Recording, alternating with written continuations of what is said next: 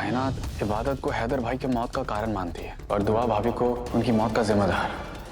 अब्बू की मौत की जिम्मेदार अम्मी है? ये तो गलत है ना चाचू। अम्मी अब्बू की मौत की जिम्मेदार कैसे हो सकती है? आपको मुझे सच बताना ही होगा। अब इबादत से हकीकत छुपाने का कोई फायदा नहीं है। अब वो वक्त आ गया है जब इबादत को हकीकत बता देनी चाहिए। तुम्हें सच सुनने की हिम्मत है तो सुनो।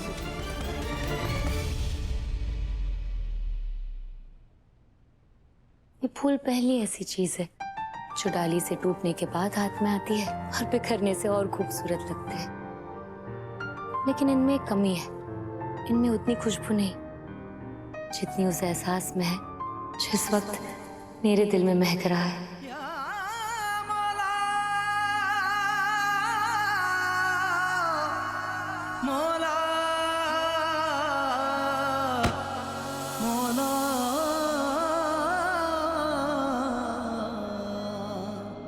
अंजाम से चाहत की थैंक यू सुभान, तुमने इसे गिरने से बचा लिया। अब इसे गिरने नहीं देंगे।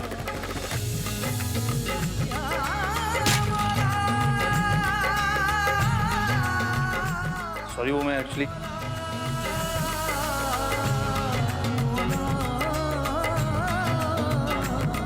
अंजाम से चाहत की अनजान है मौला, ये इश्क आशिक आशिकी नादान है मौला। यार की मन्नत वापस, मन्नत मन्नत वो मेरा प्लीज, मन्नत लो ना। मन्नत देखो, मन्नत वापस कर दो। ऐसे कैसे दे दूं? सिर्फ कुछ तो कीमती चीज है। अभी मिस्टर सिद्दीकी इतना घबरा रहे। मन्नत प्लीज वापस कर दो मेरा। जरा देखे तो थे वापस इसमें दो मेरे।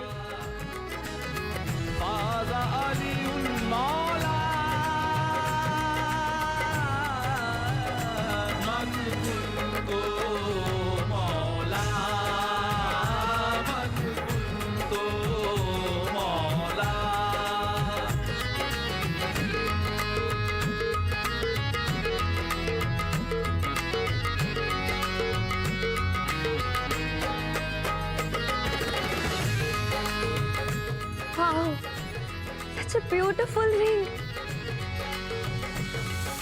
पर ये है किसके लिए? मैं नहीं बता रहा, मेरी रिंग दो। नहीं, पहले बताओ फिर वापस करूंगी। Okay, birthday gift.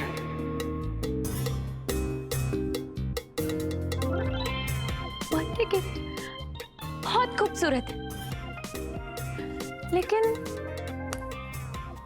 एक ही बर्थडे गिफ्ट? बर्थडे तो हम दोनों का है ना। ऐसा क्यों सुब्बी? किसे पहनाने का इरादा है ये तो बता दीजिए।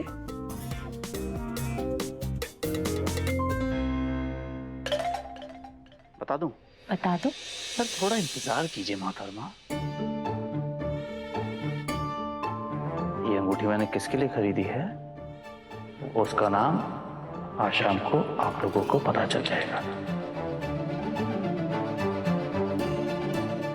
ओके? व्हाट? मन्नत के सवाल को तो टाल दिया, मेरे सवाल का जवाब दे दो। कैसा सवाल? सच सच बताओ।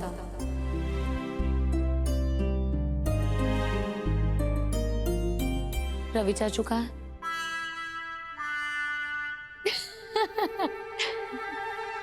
मुझे लगा कुछ और सवाल है तुम्हारा। वैसे एक और मुश्किल सवाल भी है, जवाब देना चाहोगे? कोई जरूरत नहीं, वो रवि मामू अबू के साथ हैं, उनके कमरे में बात कर रहे हैं उनसे। मैं चलता हूँ। वो देखो।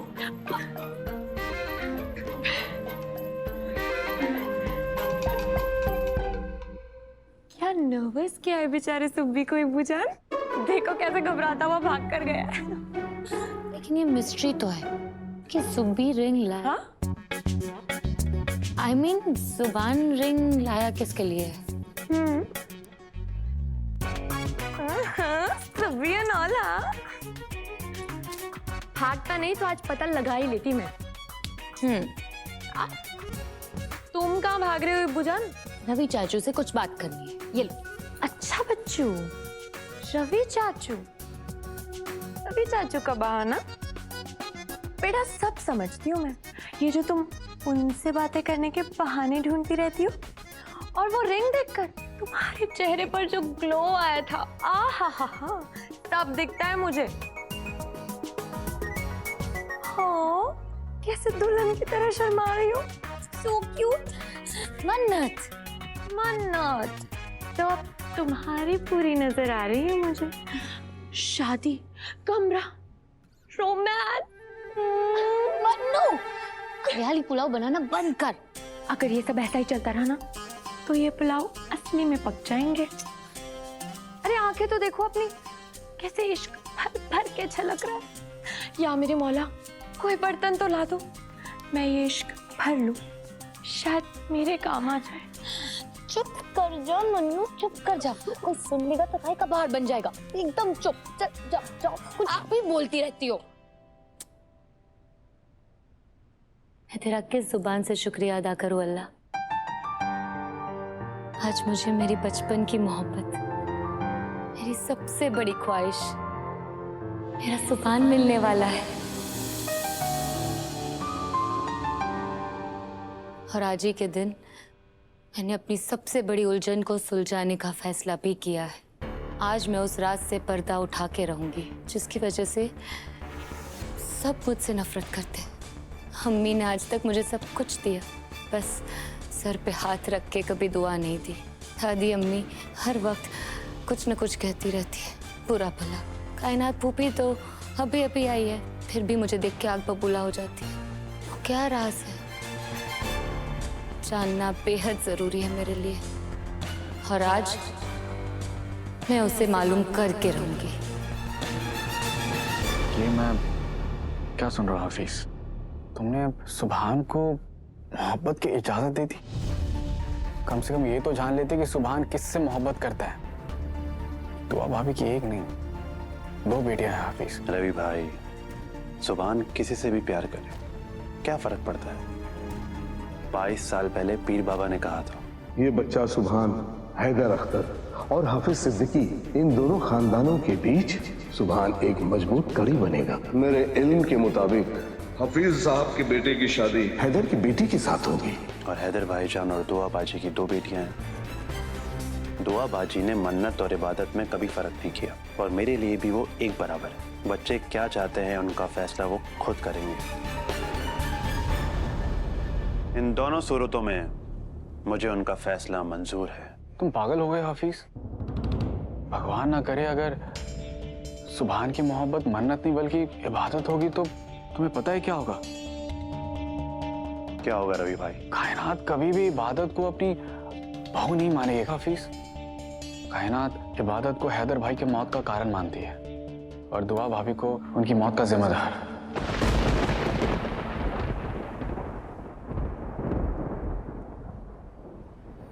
अब्बू की मौत की जिम्मेदार अम्मी है।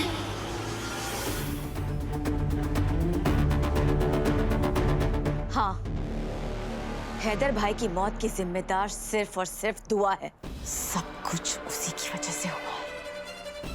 उस गजल को इस घर में रखने का फैसला भी दुआ का था अम्मी।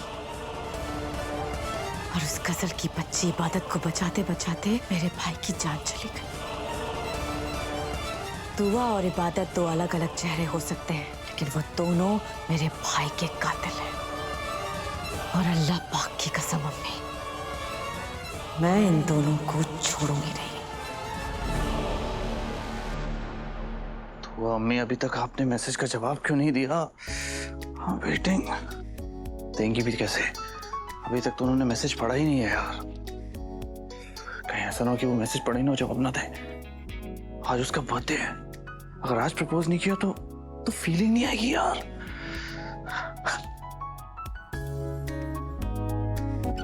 ये क्रेडिट कार्ड कंपनीज को अभी मैसेज करना होता है। बे नहीं चाहिए तुम्हारा क्रेडिट कार्ड यार।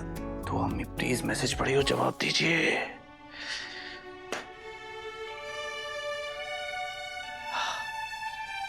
रब से है दुआ, रब से है दुआ,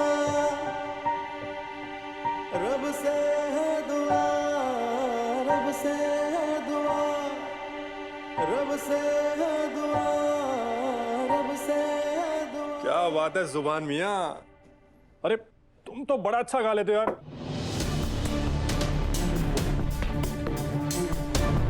गाना कौन गा रहा था?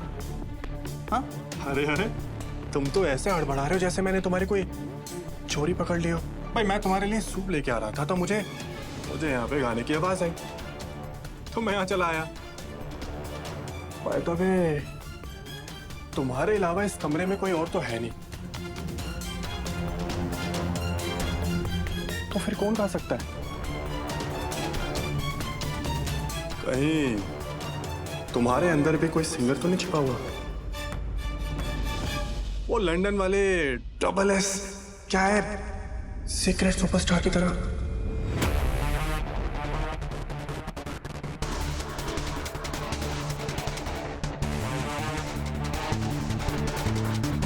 कहीं इस बेवकूफ ने मेरी आवाज तो नहीं पहचान ली? Secret Superstar? Who's that? Oh my bad. Secret Superstar यार, कहाँ वो और कहाँ मैं। वो ठहरा आर्टिस्ट आदमी, हाँ कितनी बड़ी फैन फॉलोइंग है उसकी। और मैं अपने अब्बू की बात मान के एक अच्छा सा बिजनेसमैन बनने वाला बंदा। हाँ, नो कंपैरिजन। लेकिन अगर ऐसी बात है तो फिर गा कौन रहा था? तुझे कहीं म्यूजिक सुना होगा, कहीं और म्यूजिक बज रहा होगा, तुझे सुनाई दिया होगा। That might be possible. मेरी तरफ देखो बेटा, तुम बेवजह उस दुआ के खिलाफ अपने मन में जहर भर के रखी हो। हकीकत तो ये है कि उस नामुराद गजल की हिमायत तो मैंने भी की थी बेटा। अम्मी आपने जो किया वो गजल के बहकावे में आकर किया, लेकिन दुआ ने जो कुछ किया वो सब कुछ जानबूझकर किया। सांप को पाल लेने से सांप डसना नहीं छोड़ता, और आखिर उस गजल ने हमारे पूरे खानदान को डस लिया। लेकिन दुआ अब भी नहीं सुधरी, सांप के बच्चे को पाल रही है। आप देखिएगा, एक ना एक दिन वो भी हमें डसेगी। उसे पनाह दे रखी है जिसे या तो यतीम खाने में रहना चाहिए था या फिर कब्र में। वो सड़क छाप गंदा खून हमारे खानदान में रहने के लायक नहीं है। मेरा खून खोलता है अम्मी जब वो आपको दादी अम्मी कहकर बुलाती है। मेरी जान, उस इबादत की वजह से अपना खून जलाना बंद करो तुम। उस इबादत का इंतजाम तो मैंने कर लिया है।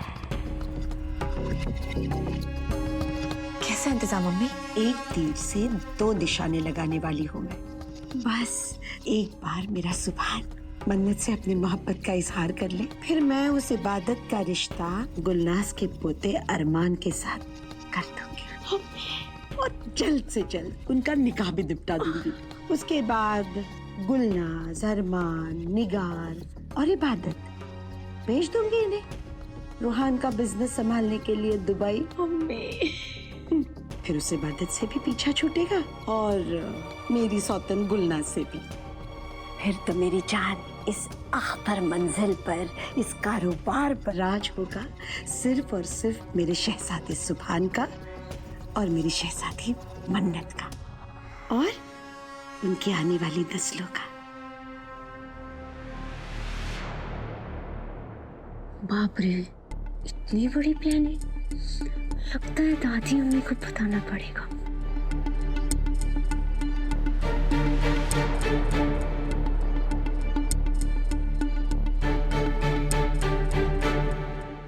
वैसे सुभान, एनीवेज तुम्हें यहाँ कोई किसी भी चीज की परेशानी तो नहीं हो रही ना? नहीं, मेरा मतलब है कि हम लोग अपने मेहमान निवाजी के लिए जाने जाते हैं। तो अगर तुम्हें यहाँ पे किसी भी चीज की कमी फील हो तो तुम बेझिझक हमें बताना, हमें और हमारे इस पूरे घर को तुम अपने समझना। ब्रो, इसमें समझने वाली कौन सी बात है? इनफैक्ट मैं तो हैरान हूं कि तू मुझे मेहमान समझ रहा है। तुझे जान के हैरानी होगी कि इस घर पर और इस घर वालों पर तो उससे ज्यादा हक मेरा है।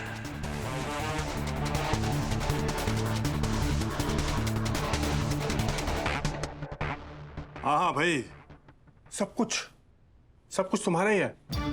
हम भी तुम्हारे हैं। मैं तो तुम्हें बस रिश्तेदारी के उसूलों के मुताबिक बता रहा था कि तुम हो कायनात फूफी के बेटे और कायनात फूफी की होगी अब शादी, और दुनिया की नजर में बेटे की शादी के बाद वो गैर हो जाती है, लेकिन हमारे यहाँ ऐसा बिल्कुल भी नहीं है। ब्रो तू ना एक बात भूल रहा है, ये घर सिर्फ कायनात अम्मी का मायका नहीं है, इनफैक्ट वो अम्मी का भी घर है। और मैं तो अम्मी की पहली औलाद हूं, तो इस घर पर और इस घर वालों पर मेरा हक तब से है जब तू इवन पैदा भी नहीं हुआ था।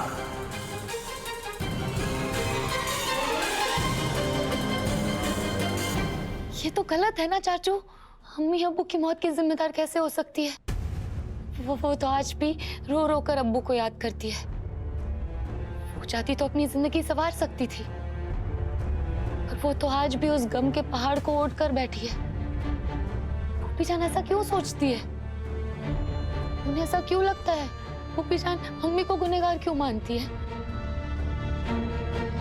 अब अब्बू की मौत तो मेरी वजह से हुई थी ना, मुझे बचाते बचाते उनकी जान गई थी ना, इसलिए तो घर में कोई मुझसे सीधे मुंह बात नहीं करता। पर अम्मी, भूपी अम्मी को गलत क्यों समझ रही है?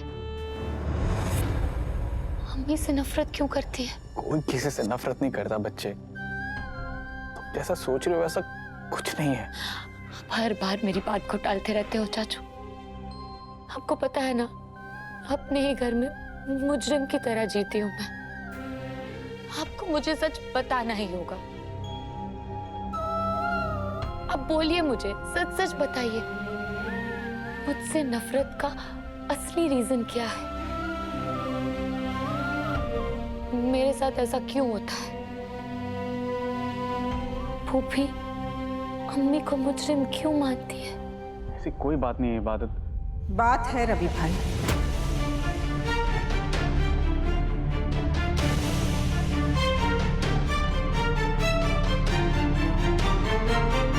मुझे तो हंसी आ रही है कि तू मुझे मेहमान समझ रहा है। How cute you are. Subhan, तुम इस घर पे अपना हक कुछ ज्यादा नहीं जता रहे हो। भाई हक है तो है ना, दैट्स अ फैक्ट। सुभान तुम अरमान मेरे भाई, तू जानता ना हम दोनों भाई भाई हैं, और इस घर में इस खानदान में भाई भाई हमेशा अच्छे से रहे और आगे भी रहेंगे। इनफैक्ट अगर तुझे किसी चीज की जरूरत हो इस घर में तो मुझे बता देना, I'll take care of it.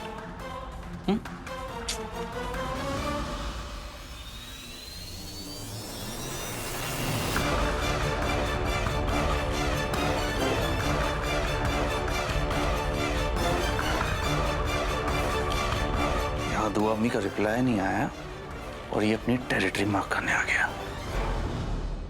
अब वो वक्त आ गया है जब इबादत को हकीकत बता देनी चाहिए।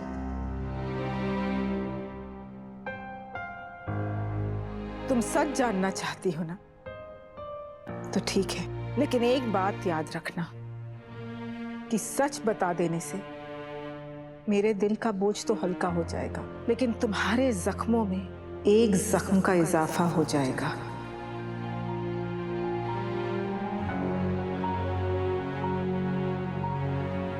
अम्मी,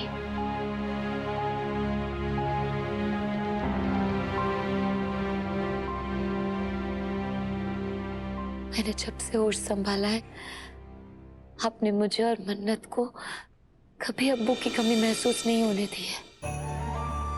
सारी जिम्मेदारियों का बोझ आप अकेली ही झेल दिया है, सबको खुश रखा, मगर मैंने महसूस किया है कोई तो गम है जो आपकी आंखों में दिखता है मगर होठों तक नहीं आता।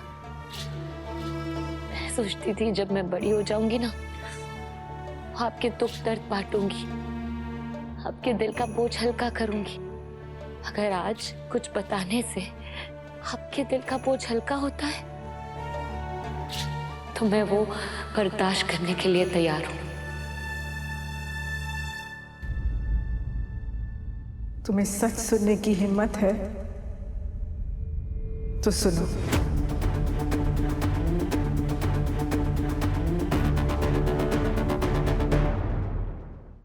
दुआ,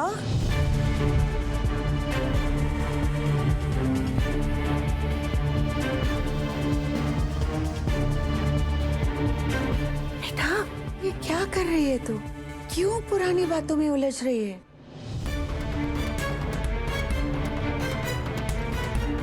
मौका देख, दस्तूर देख।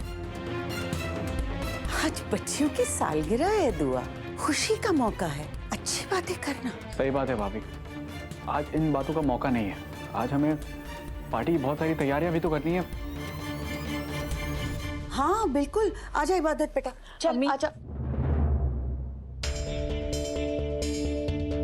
हम इबादत की बातों को टाल जरूर सकते हैं, लेकिन उससे भाग नहीं सकते। बाजी, कुछ सच्चाइयां छुपी रहे तो वो बेहतर होगा।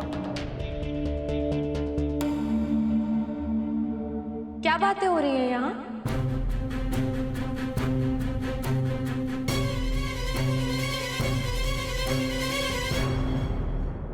तो अम्मी प्लीज रिप्लाई कर दीजिए। मेरी अंगूठी आपकी रिप्लाई की मुंतजर है। दुआ में न आपके सामने आकर इजाजत लेने की हिम्मत है, न ही आपको फोन पे बताने का हौसला। मेरे दिल की क्या हालत है आप सोच भी नहीं सकती। मुझे उसे प्रपोज करना है, बाकी की तैयारी करनी है। प्लीज मैसेज देख लीजिए, प्लीज।